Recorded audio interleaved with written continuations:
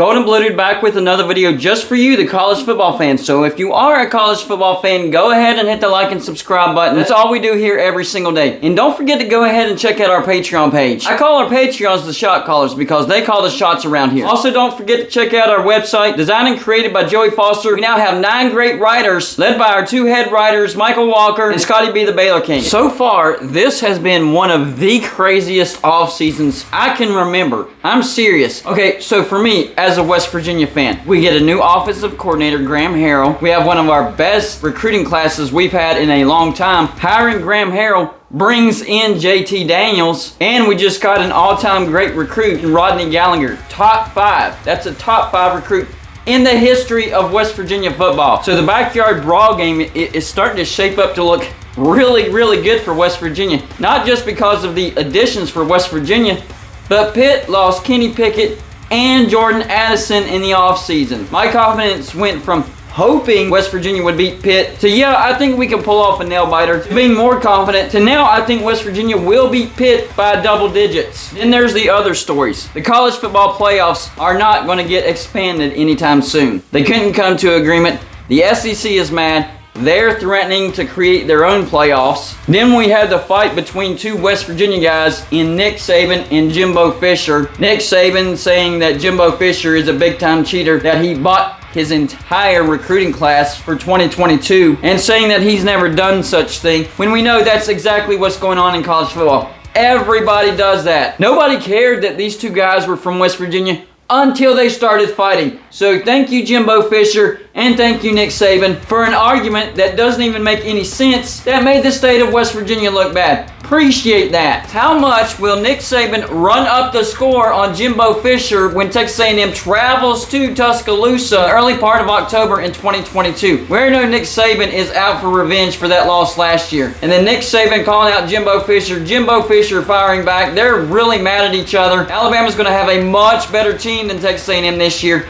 Texas A&M can't even figure out their quarterback. It's going to be in Tuscaloosa. How much will Nick Saban run up the score in Texas A&M? It could get ugly. He could get into the 70s or the 80s. How many ever points he wants to score, that's how many points he's going to score on Jimbo Fisher. He's not going to hold anything back. If there's 30 seconds left in the game and Alabama's up 72-7 and they're down on Texas A&M 20-yard line, he's not going to take a kneel. He's going for the touchdown. And if it comes down to 4th down, he'll take a field goal. Every little point he can get in that game, Nick Saban is going to take it. So Texas A&M fans better buckle up for that one. It's going to be a straight-up beatdown. And there's the forming of new rivalries. Yeah, I'm talking about Oklahoma and USC. That is definitely a new rivalry now. Lincoln Riley goes over to USC. So does Caleb Williams and some other Oklahoma high-caliber recruits. And USC is all of a sudden now thought to be a playoff contender. A playoff contender. Coming off a 4-8 season, now they're a playoff contender just because he got a bunch of high-caliber transfers to the transfer portal.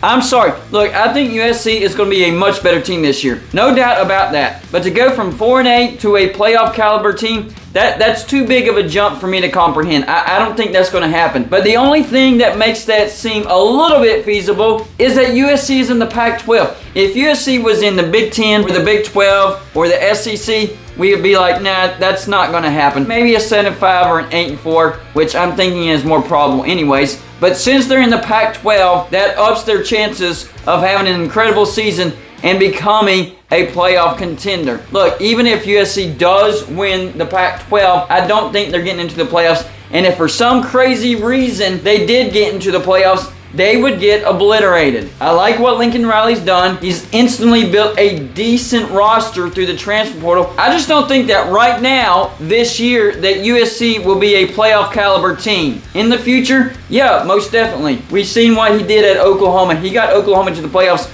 multiple times. So I think Lincoln Riley will get USC to the playoffs multiple times. I just don't think that's this year. In fact, you still got to look out for Oregon. You got to look out for Utah. And you have to look out for UCLA. Why are people overlooking UCLA? Oh, Chip Kelly doesn't recruit very well at UCLA. Yes, he does. I know the recruiting class isn't ranked very high because it's not that big for this year, but the caliber of recruits, the quality of recruits that Chip Kelly is getting at UCLA, really, really good. You can't overlook UCLA in the Pac-12 South this year. They are a real contender. So you have a three-headed monster in the Pac-12 South, USC, UCLA, and Utah. And then, of course, you have to get past Oregon from the Pac-12 North, which I don't even know why I'm saying divisions right now, because divisions are done away with. That's another thing that's happening this offseason. No more divisions, which I'm okay with. I am okay with that. In fact, I've said that college football should have done away with divisions a long time ago, because what divisions has done is it's allowed lower caliber teams to sort of back their way into conference championships because they won a weaker division. The purpose of a conference championship is for the two best teams to go head to head to determine who the best team in the conference is.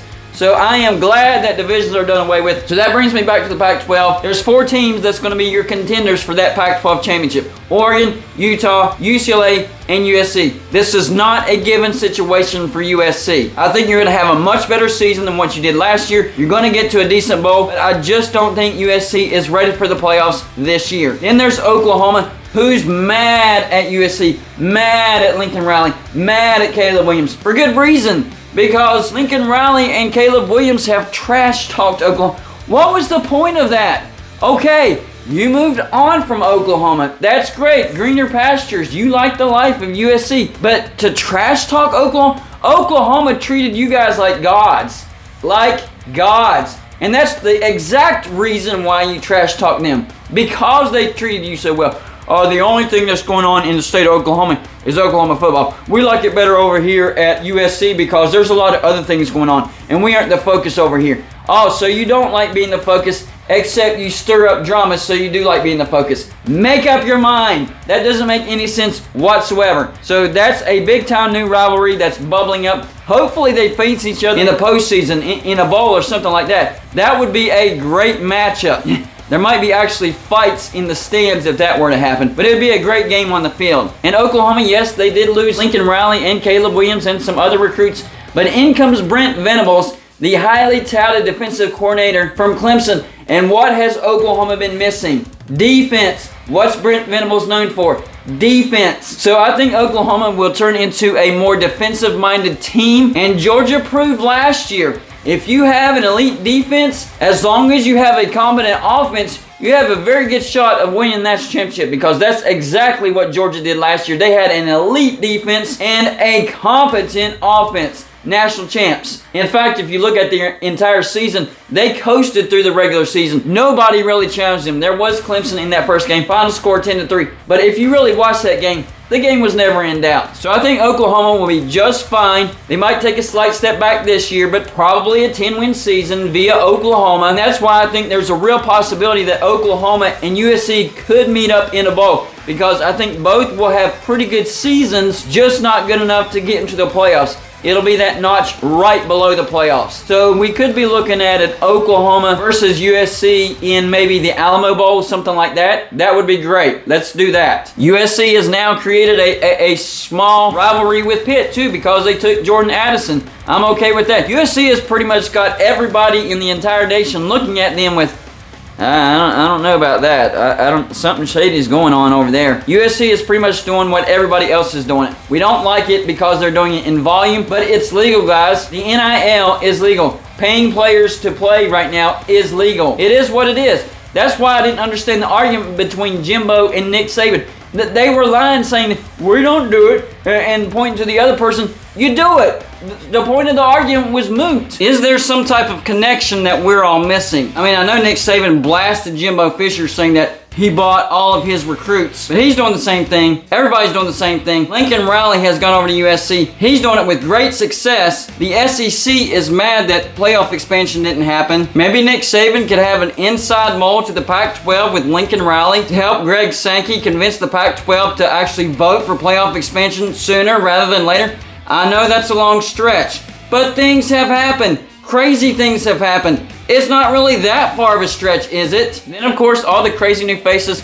I already talked about Lincoln Riley at USC, Brent Venables at Oklahoma, Mario Cristobal, Miami, Brian Kelly goes down to LSU, Billy Napier is now at Florida. high caliber head coaching hires. I like it. And guys, there's plenty of offseason left to go. This is far from over. So here's what we got to look forward to this offseason. Lincoln Riley at USC. How much better will USC be this year? We all know they're going to be better, but how much better? How big of a step back does Oklahoma take? What are these conference championships going to look like without any divisions? And how are these high-profile coaches going to do at their new landing spot? A lot of questions left to be answered, and there's still some time between now and the start of the regular season. So y'all let me know in the comments section, first of all, what's the craziest thing, in your opinion, that's happened in the offseason so far, and what are you looking forward to the most whenever the regular season does roll around? That's all I got for this show. Like and subscribe if you haven't already,